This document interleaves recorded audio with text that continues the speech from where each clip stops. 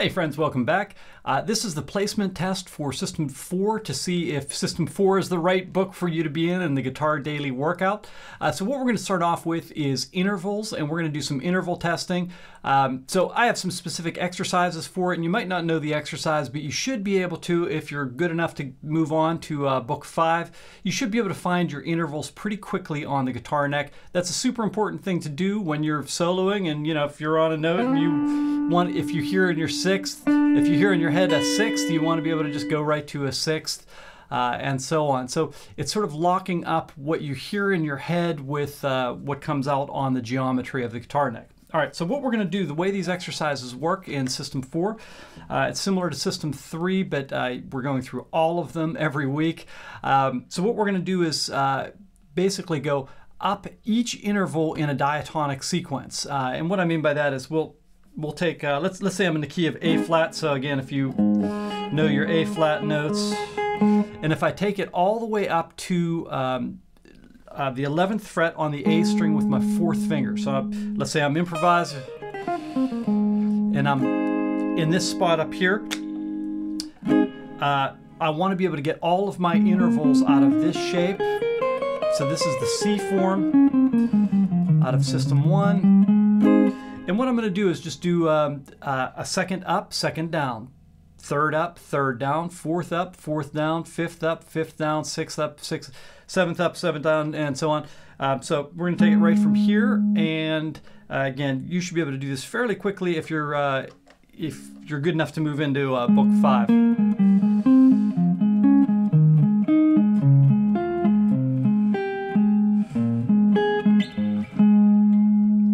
Good. Okay, let's try one more. Let's do G from the 2nd finger on the D string. So up a 2nd, up a 3rd, up a 4th, up a 5th, up a 6th. Up a 7th, and the octave. And again, you can see the power in this. It's a good thing to know where all of your notes are, especially if you're going to jump, and so on.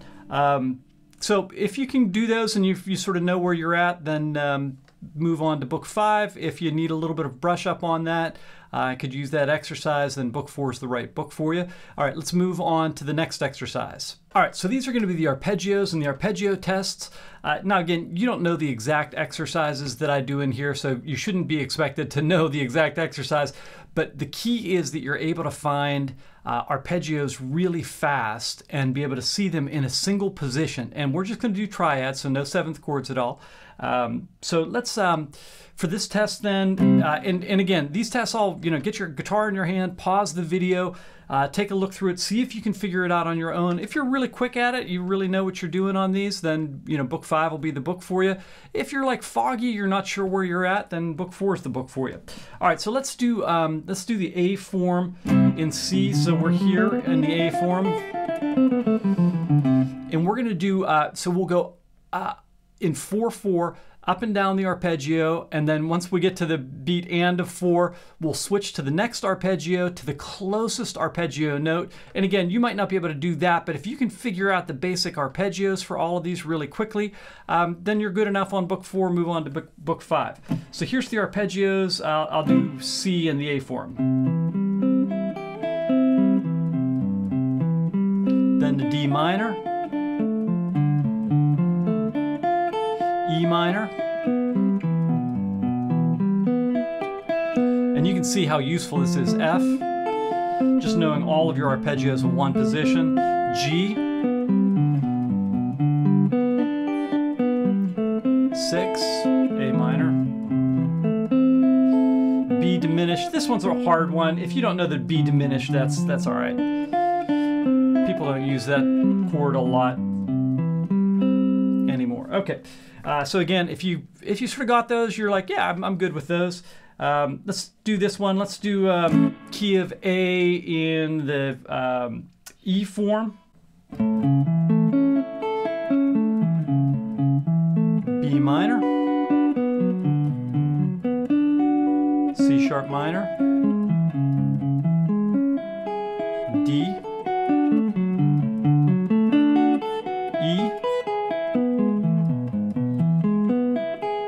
sharp minor, G sharp diminished, and again, don't worry about that one that much, and then back to A.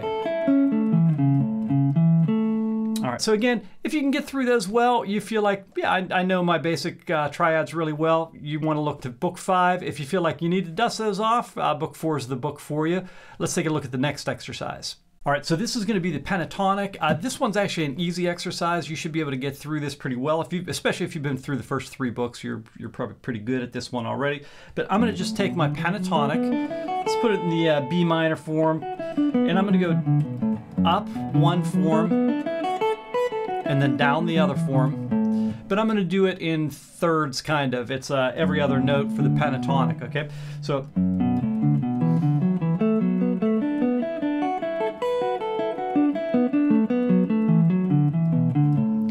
All right, so that's the, that would be out of the C form. Let's take it out of the key of A and do the E form.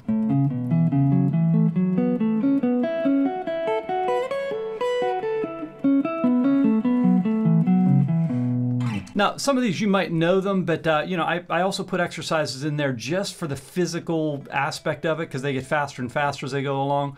But again, if you know this one, then you may want to look at moving into book 5.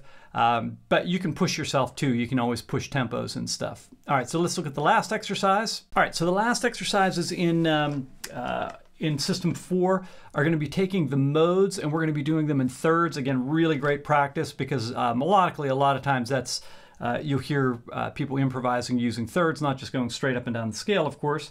So let's start off. We're going to put ourselves in the key of F, and we're going to do Ionian, and we're going to come down the Dorian, and we're going to do it in thirds. So 3, 4.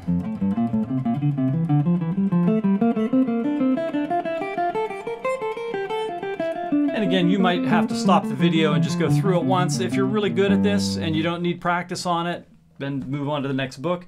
Okay, let's do B Mixolydian.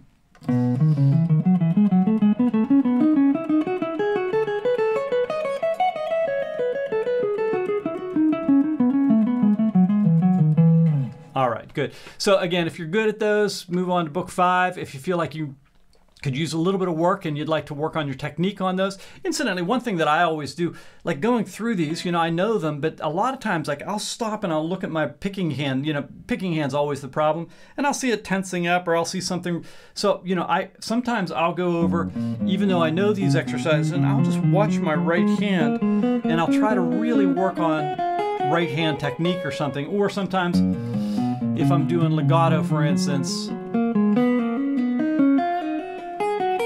you know, so I'll try to do different exercises, even though the stuff's slow. It makes me, you know, practice in different ways. So that's good as well. So hopefully that helps you out, and you'll know if book 4 is the book for you, or if you should move on to book 5.